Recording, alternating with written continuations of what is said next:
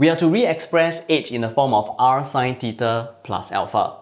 And this, if I were to apply the trigo identity, it is sine theta cosine alpha plus cosine theta sine alpha, which means that h is going to be equal to r sine theta cosine alpha plus r cosine theta sine alpha.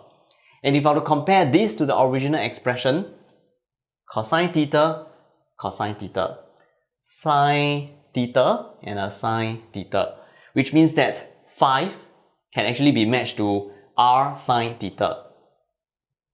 So r sine alpha, this is equal to 5. I'm going to call this equation number 1, which means that 3 can be matched to r cosine alpha.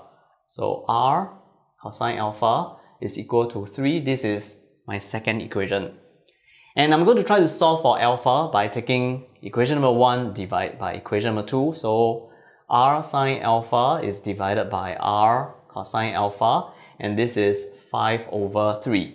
And sine alpha divided by cosine alpha is tangent alpha. This is 5 over 3, which means that alpha is going to be tangent inverse of 5 over 3. This is equal to 59.036 degrees. And I'm going to try to solve for r. To do that, I'm going to take equation number 1 square plus equation number 2 square. Equation number 1 square, it will be r square sine square alpha.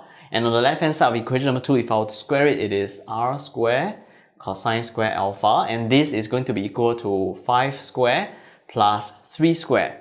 That means here, if I were to factorize out r square, I will have a sine square alpha plus cosine square alpha. This is 5 square plus 3 square. And what is this? This is, according to a trigo identity, it is 1, which means that r square is going to be 5 square plus 3 square. And since r is positive, r is going to be positive square root of 5 square plus 3 square.